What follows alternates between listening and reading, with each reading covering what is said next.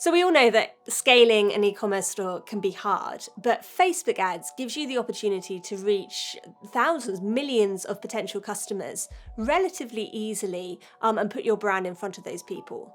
But whilst it can be very cost effective, if you're doing it wrong, it can have fairly dramatic results. You can lose a lot of money through Facebook ads relatively quickly. So today we're going to go through my 5 top tips to maximize the return on ad spend that you can get through your Facebook ads.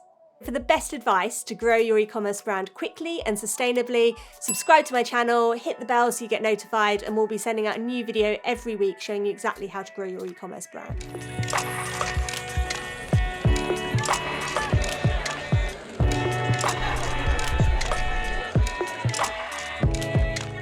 So I'm Sarah, founder of the Fastnet agency, and we help exciting, adventurous, up-and-coming e-commerce brands to scale their store online. So follow me for more great videos on how to grow your e-commerce brand.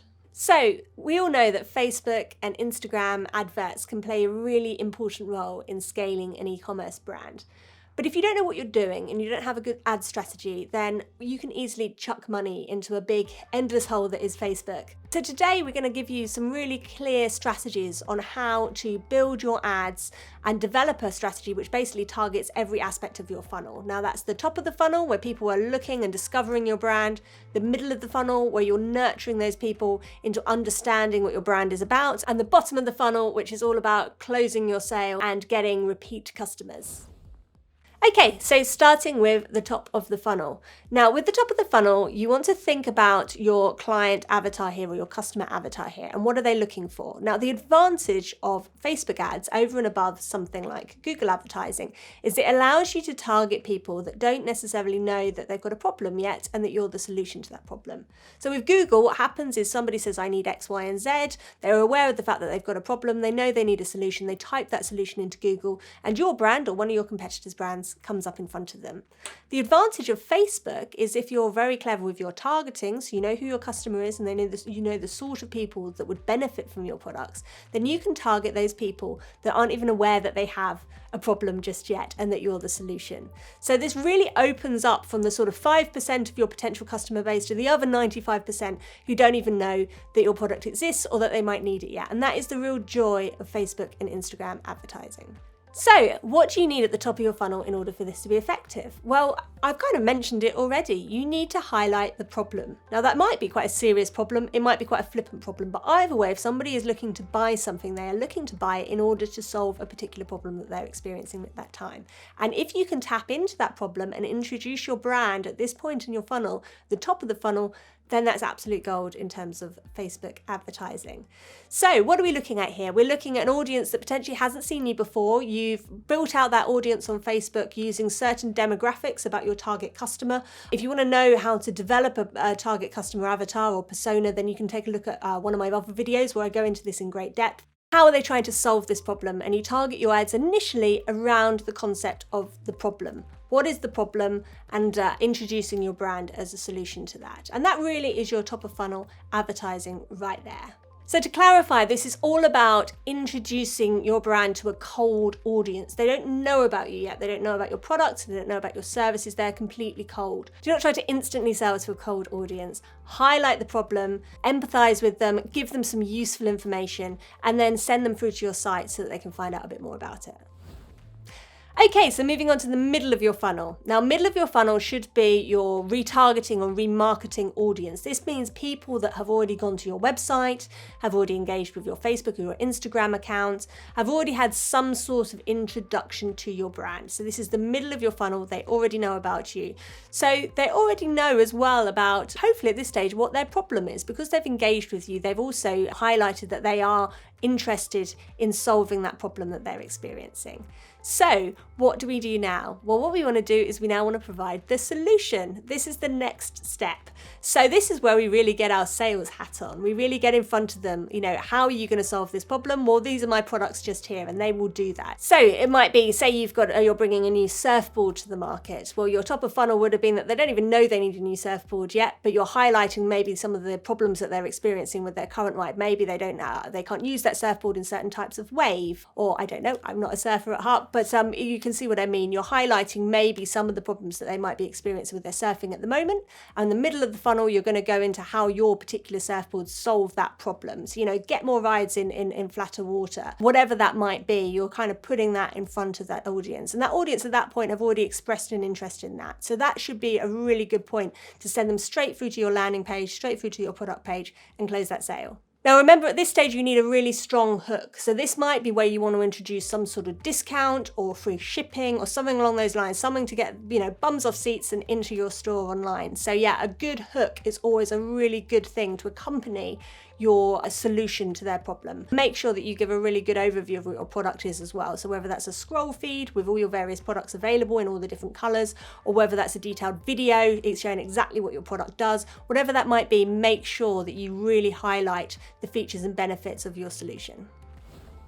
Okay, so finally we're looking at bottom of funnel. So these are people that have maybe put something in their basket but haven't checked out yet, or they've maybe engaged with you for a certain period of time but haven't bought a product yet. It might be people that have already bought something and you want to sell something to them again. So these are right at the bottom of your funnel, ready for either selling more products to or closing the deal and getting them over the line if they're reluctant. Okay, so let's look at option number 1 at the bottom of your funnel, that somebody's been following your brand for a while, they've been engaging for a while, they've maybe added a few products to their basket online, but they haven't checked out yet. What is stopping them? Well, trust can be one of the biggest things that stops people closing that sale. They're just not quite sure, and especially on the internet, and especially these days, people can be reluctant to hand over those precious credit card details. So one of the things you can do here, which is so effective, is to use user-generated content, testimonials, to get them over the line. So show what your other customers have experienced, and if you can get, really good videos, really good written testimonials online, and you can then use your advertising to stick these right in front of your potential customer and say, look, this is what other people have experienced,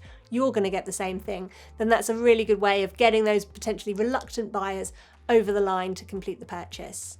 Now, if they've already purchased and you're looking to upsell to them, then this can be a really good time to show them other products that would complement what they've already bought. So if they've bought their new surfboard, maybe you can show them surfboard bags. Maybe you can show them other items that you think surfers might be interested in that are specific to them. So yeah, you can do this through the Facebook pixel. You can track what people have already purchased and then show them similar content. You can also do it through knowing your customer and knowing the sort of things that they're interested in. So make sure that those adverts are really on target, are really clear about what part of the funnel you're using those adverts for and exactly what sort of content is going into them. So now I'm going to briefly cover what we call a minimum viable funnel. Now this is the minimum that you can do in terms of recognizing that funnel process in order to get results from your advertising campaign. Now, a minimum viable funnel is quite a good option if maybe you have a low advertising budget and you just want to focus on one type of ad rather than spreading it across all aspects of your funnel. It can be quite a good option if you're just getting started with Facebook ads and want to keep it relatively simple but still want to make sure that you're effective. So what is a minimum viable funnel? Well, it's basically an advert that you target to all of your audiences, so both your new audiences that you've set up based on your customer avatar and your retargeted audience, which basically goes into the top of the funnel, the middle of the funnel, and the bottom of the funnel in one advert. And you have to do it in that order. So when you're writing your advert content for your minimum viable funnel, that one kind of advert that covers all aspects of your funnel, then the first thing you want to do is highlight the problem. Are you experiencing this? Is this a problem for you? Is this something that you are finding difficult at the moment? Whatever that might be, you need to make sure that you highlight their potential problem. And if they've got that problem, they're more likely to click. If they haven't got their problem, they're not a good fit, so you're not paying for a click that is unnecessary. So it's a really good way of making sure that you're being very specific in your targeting and only getting worthwhile clicks. Once you've highlighted the problem, you've empathized with them, you've made them understand that you understand where they're coming from, you then go into the solution, and this is where you highlight your product or your offering. You make sure that you're very clear about this, you highlight the features and the benefits and how this is going to impact them in a positive way. And then you back that up with making sure that you've got clear reviews or testimonials, or this is what other people have experienced, to show that it's not just you saying this, other people think this too. And that really makes up your advert content, and it should also be a part of whatever assets that you put alongside that content as well. So whether that's doing a carousel mentioning, showing both your products and showing reviews, or whether it's maybe a video that goes into all aspects of this, whatever content you choose to put with it should back up that wording that you've put as part of your advert content. And you will find that if you're just running a very simplistic advert campaign, that will really benefit your business by making sure that you stick to that formula. So as you can see, when it's explained like this is not a particularly difficult to understand process. This is not, really, really complex. But what is amazing is the amount of people that just don't give this any consideration when they're setting up their advertising at all. Like, they don't even think of it. And so what I would recommend as you get started on this, if you're looking to set up, particularly if you're looking to set up ads for the first time, before you go ahead and start setting up those adverts, see if you can identify on your feed what adverts are displaying where and what part of the funnel they're at. It's a little game you can play. It just helps to get familiar with it. And you'll start to realize that the ones that really catch your attention are the ones that are following this formula. So when you take a look at it, you think, is this a top of the funnel ad? Is this a middle of the funnel ad? Or is this a bottom of the funnel ad? And try and work out what really works for you when you're looking at those adverts and what messaging they're putting across, how they're putting it across. And it can be a really useful little exercise to get your confidence up, so you've then got the confidence to go out and build that funnel for your business. So I release a new video every week, every Thursday, so keep an eye out for that, and make sure you press the subscribe button and hit the bell so that you get notified.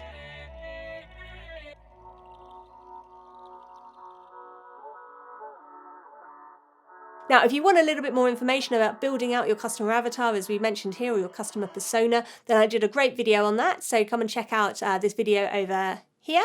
If you'd like to find out more about strategies for building your e-commerce store in a sustainable way, then check out this video over here, and we'll see you next Thursday.